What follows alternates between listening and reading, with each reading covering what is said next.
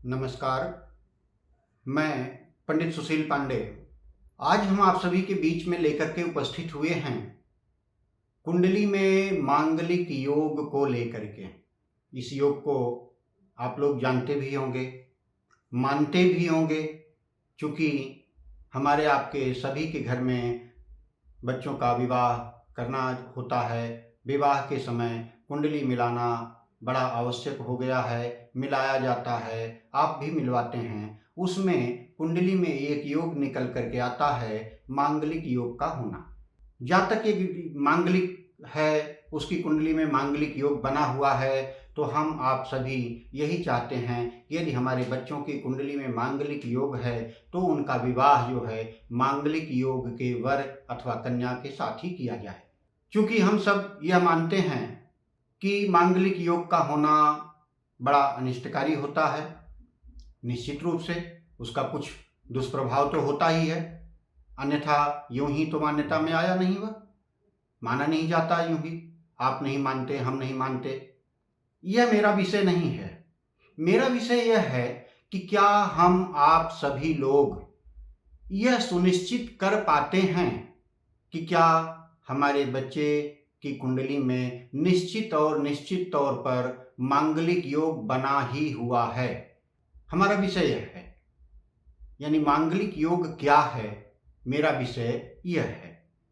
आप लोग हमारे इस चैनल को सब्सक्राइब करें, लाइक करें, इष्ट मित्रों में साझा करें। और निवेदन है कि यदि आपको इस योग के बारे में सरलता के साथ, पूरी स्पष्टता के साथ, प्रमाणों के साथ यदि आपको समझना है तो निवेदन है कि आप जो है इस वीडियो को पूरा देखें। आते हैं मूल विषय पर।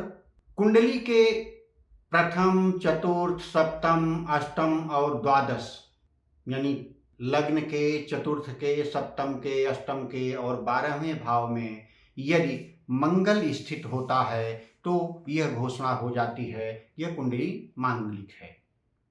निश्चित तौर पर प्रथम, चतुर्थ, सप्तम, अष्टम और द्वादश भाव में बैठा हुआ मंगल कुंडली में मांगलिक योग बनाता है। ऐसे जातक का विवाह करने के लिए हम यह खोजते हैं कि जो वर अथवा कन्या मिले उसकी कुंडली के भी प्रथम, चतुर्थ, सप्तम, अष्टम, द्वादश भाव में मंगल की स्थिति हो, और यदि मंगल की स्थिति न हो तो कम से कम किन्हीं पाप ग्रहों की स्थिति हो, जिसके चलते मांगलिक योग भंग हो जाए। यानी दोनों मांगलिक योग, इधर ये मांगलिक योग है और उधर मांगलिक यदि नहीं है तो उसमें पाप ग्रहों की स्थिति से उस मंगल योग को यानी भंग होना, समाप्त होना मान लिया जाता है। और ऐसे ही जातक की खोज में हम निकल पड़ते। वहां फिर हमारे सामने विवाह को खोजते समय, संबंध को स्थापित करते समय मात्र एक ही प्राथमिकता बन जाती है कि मांगलिक योग को देखना और उसके अनुसार विवाह सुनिश्चित करना।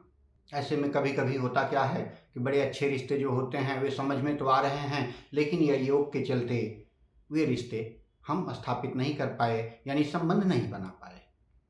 वह क्यों?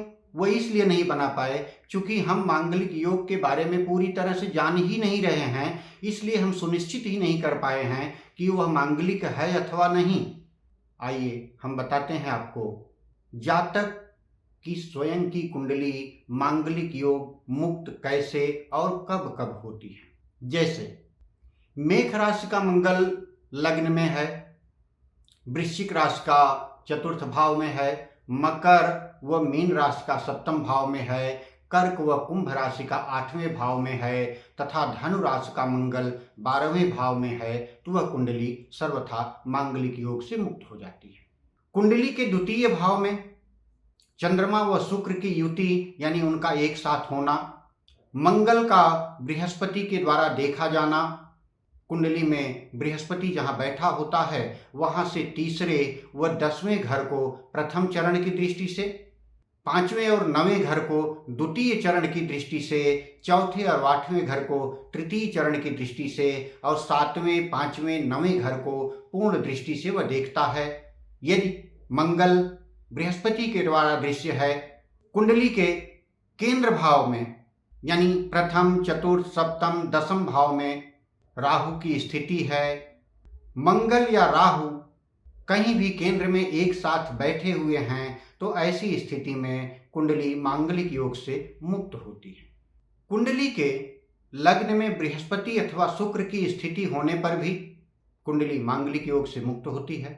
कुंडली के तीसरे, छठवें, 11वें भाव में पाप ग्रहों के होने से, सप्तमेश के सप्तम भाव में होने से कुंडली मांगलिक योग से मुक्त होती है। आप ध्यान से सुनिएगा, यदि ध्यान से नहीं सुनेंगे तो आप सुनिश्चित नहीं कर पाएंगे। और यह बातें मैं अपनी तरफ से नहीं बता रहा हूं, मैं अलग अलग ज्योतिष ग्रंथों में जो मैंने पढ़ा, उनका मैंने संग्रह किया, वही हम आपके समक्ष प्रस्तुत कर रहे हैं। आगे बढ़ते हैं। कुंडली में यदि मंगल अपने घर का है, उच्च राशि का है, या मित्र के क्षेत्र है, यानी बृहस्पति, चंद्र, सूर्य उसके मित्र क्षेत्री हैं, और मंगल जो है मकर का होकर के उच्च का हो जाता है, यदि ऐसी स्थिति है तो वह मंगल दोष कारक नहीं होता।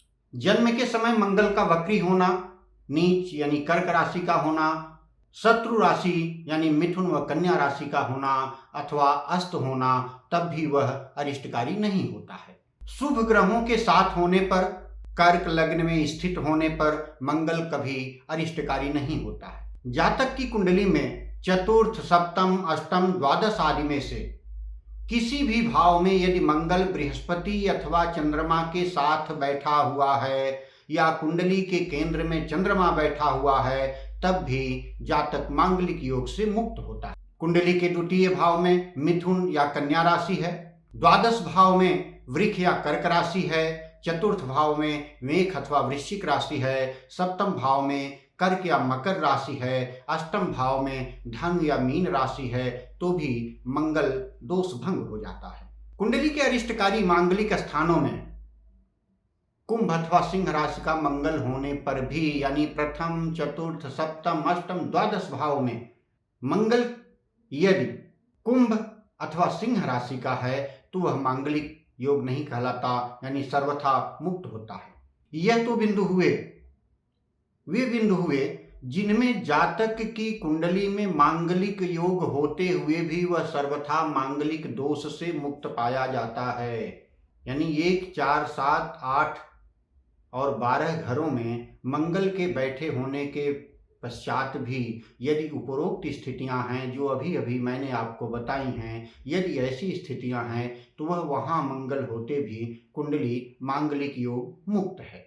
आते हैं अब इस पर भी कि जैसे कुंडली मिलान की जा रही है, सामने वाला जातक मांगलिक नहीं है, क्या तब भी मंगल योग भंग होता है? हाँ जी, कुछ ऐसी स्थितियां होती हैं कि एक मांगलिक योग है और दूसरे की कुंडली में मांगलिक योग नहीं है, तब भी वह विवाह बनता है, किया जा सकता है। उनकी स्थितियां क्या हैं, उस पर हम जो शास्त्रों में उल्लेख किया गया है वह आपके समक्ष हम रखते हैं।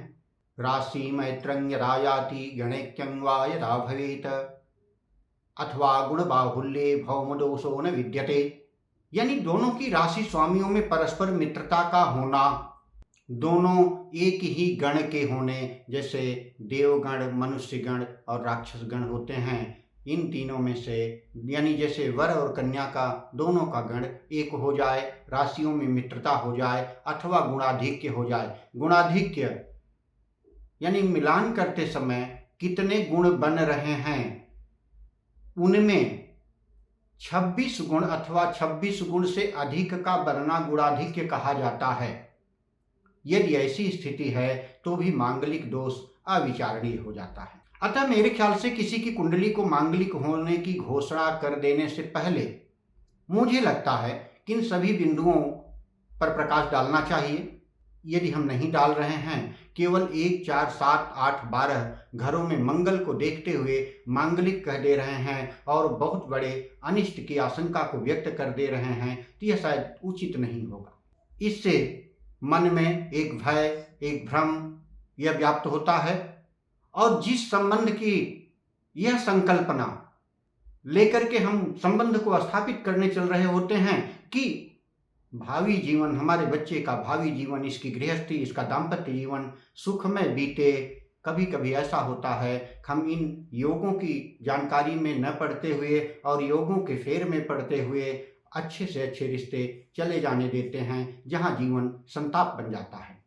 एक बात मैं यहाँ यह भी कहना चाहूँगा, हमें यह भी ध्यान देना चाहिए, मांगलिक योग का विचार हम जिन ग्रंथों, जिन ऋषियों, जिन मनीषियों की बातों से हमें यह जानते हैं कि कुंडली में किन किन स्थितियों के होने पर कुंडली मांगलिक योग बनती है, उन्हीं ऋषि मनीषियों और उन्हीं ग्रंथों के आधार पर हम यह भी तो जानते हैं कि मांगलिक योग मुक्त कब होता है या इसका परिहार कैसे किया जा सकता है।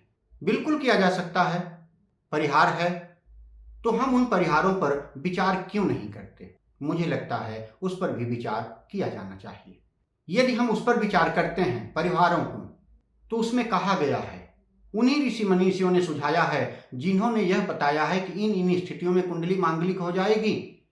उन्हीं ऋषि मनीषियों की बात मैं कर रहा हूं, उन्होंने ही यह सुझाया है कि यदि लड़की की कुंडली में मांगलिक योग बना हुआ है और आपको आपके इच्छा अनुसार, आपके मन के अनुसार, आपकी स्थिति के अनुसार, यानी आपके अनुरूप सुंदर वर और कन्या नहीं मिल रही है जो कि मांगलिक है, तो ऐसी स्थिति में आप गैर मांगलिक से यदि आपको विवाह करना पड़े तब भी आप कर सकते हैं। वह कैसे कर सकते हैं? यदि लड़की की कुंडली में मांगलिक योग बना हुआ है तो कुंभ यानी घट विवाह करके उसका विवाह गैर मांगलिक लड़के से किया जा सकता है। यदि लड़के की कुंडली में मांगलिक योग बना हुआ है तो अर्क विवाह, अर्क यानी मदार पुष्प, उसके साथ विवाह करके उसके मांगलिक योग को दूर किया जा सकता है। दूसरे, लड़की जो है आजीवन वट सावित्री का व्रत करते हुए जीवन सुखमय बिता सकती है। अक्सर महिलाएं वट सावित्री का व्रत करती भी हैं, यह कहने की कोई बात नहीं है। तो हम इन परिहारों पर क्यों न जाएं? चूंकि उन्हीं ऋषि मनीषियों के सुझाए हुए परिहार हैं, निश्चित रूप से ऐसा देखा भी गया है, यह केवल कहने की बात नहीं है। इन परिहारों को अपना करके शादियां हुई हैं, वे शादियां आज भी सकुशल चल रही हैं, उनका जीवन ठीक है, एक व्यवहारिक जीवन की तरह वे भी अपने जीवन को जी रहे होते हैं। इसलिए हमें इस पर भी विचार किया जाना चाहिए। दूसरी बात एक मैं और आपको बता दूं कि यह जो मांगलिक योग को लेकर के हमारे आपकी अवधारणा बनी हुई है कि जीवन साथी का अनिष्ट ही हो जाएगा, ऐसा नहीं है। मांगलिक योग का फलादेश, फलित किसी भी ग्रंथ और किसी भी ऋषि मनीषी ने यह नहीं दिया है कि जीवन साथी के नष्ट हो जाने का। इन स्थानों पर मंगल होने से दाम्पत्य जीवन में असंतोष, संताप का होना, संतान के क्षेत्र में बाधाओं का आना, आर्थिक क्षेत्र में विकास की बाधाओं का आना, यानी हमारे जो व्यवहारिक जीवन होते हैं उनको जीने में हमें कठिनाइयाँ आ सकती हैं यदि पूर्णतया हम मांगलिक ही हैं और मांगलिक से विवाह नहीं हुआ है तो। लेकिन जीवन साथी के जो नष्ट हो जाने और उसके बने रहने यानी वैधव्य अथवा विधुर जीवन जीने के बारे में यदि हम जानना चाहते हैं तो कुंडली में यह एक योग अलग से बनता है। लड़कियों की कुंडली में वह वैधव्य योग से नाम से जाना जाता है और पुरुषों की कुंडली में वह विधुर योग के नाम से जाना जाता है। हम इसकी चर्चा आपको आगे भी करेंगे, आपको बताएंगे वैधव्य योग क्या है, किन किन परिस्थितियों में बनता है, और विधुर योग क्या है, वह किन किन परिस्थितियों में बनता है। दूसरे, यदि हमें इतनी गहराई से कुंडली को देख ही रहे हैं और सामने वाले को यह बता दे रहे हैं कि आपका ऐसा अनिष्ट हो जाएगा इन स्थितियों के कारण, तो कुंडली में एक योग ऐसा बनता है जिसका नाम है सर्वारिष्ट भंग योग। जातक की कुंडली में बने हुए सारे अरिष्टों को नष्ट कर देने वाला योग भी कुंडली में बनता है। हमें उस पर भी तो विचार कर लेना चाहिए। केवल 1, 4, 7, 8, 12 घरों में मंगल की स्थिति को देखते हुए उसको मांगलिक की घोषणा कर देना और उसके जीवन में अनिष्ट होने के जैसे संकेतों को उभार करके उसके सामने रख देना, यह सर्वथा अनुचित है मेरे विचार से। इससे होता क्या है कि सामने वाले के मन में एक भय, एक भ्रम बैठ जाता है जिसके साथ उसका बनता हुआ कार्य भी बिगड़ जाता है। हमें ऐसा नहीं करना चाहिए। यदि हम मांगलिक की घोषणा कर रहे हैं, कुंडली मांगलिक है, तो पूर्णतया उस पर विचार किया जाना चाहिए। विचार करने के साथ साथ मांगलिक बताते समय हमें सामने वाले को उसके परिहारों के बारे में भी बताना चाहिए, जिससे वह अपने स्वयं के विवेक से निर्णय ले सकेगा कि मुझे करना क्या है। हमारी कुंडली मांगलिक है अथवा मांगलिक नहीं है, और यदि मांगलिक है तो हम इस दुष्प्रभाव से कैसे बचें, यह सारी बातें जब उसके सामने होंगी तो निर्णय वह लेने में सक्षम होगा कि मुझे क्या करना चाहिए। वहाँ न तो उसको भ्रम रहेगा, न उसके पास कोई भय रहेगा। यह आपको जितनी भी बातें मैंने बताई, वीडियो बड़ा लंबा हो जाता, इसके नाते सारे श्लोकों का समावेश और उन सारे ग्रंथों को के नाम का समावेश और यह सारी चीज़ें करना बड़ा मुश्किल था। लेकिन निश्चित तौर पर मैं यह दावा करता हूँ कि ये जितनी भी बातें बताई हैं वह सारे प्राचीन ग्रंथों की हैं और ऐसे ग्रंथों की हैं जिन ग्रंथों की मान्यता आज भी और सभी लोग करते भी हैं, उनका खंडन नहीं किया जाता। उन्हीं ग्रंथों में यह सारी बातें उल्लिखित हैं कि किन परिस्थितियों में जातक मांगलिक बनता है, किन परिस्थितियों में जातक मांगलिक होते हुए भी उसके दुष्प्रभाव से बचता रहता है, किन परिस्थितियों में उसके दुष्प्रभाव से हम बच सकते हैं, आदि आदि। ये सारी बातें जो आपके सामने रखी गई, ये सारी बातें ज्योतिष के ग्रंथों के आधार पर हैं, हमारी अपनी कुछ नहीं है। आशा करते हैं कि आप हमारे इस वीडियो से मांगलिक योग के बारे में समझने में आपको बड़ी सहजता हुई होगी, और निश्चित रूप से यदि आप इन बातों को समझ लेते हैं, इनको अनुसरण करते हैं, तो आप अपने घर में अपने बच्चों के विवाह में इस मांगलिक योग जैसे चैप्टर पर निर्णय लेने के लायक स्वयं को बिल्कुल सक्षम पाएंगे और निर्णय ले सकेंगे कि आपको करना क्या है।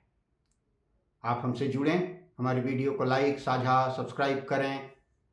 आगे हम ढेर सारे ऐसे ही विषयों को लेकर के आपके सामने उपस्थित होते रहेंगे। जय माता की, भगवती आपका कल्याण करें।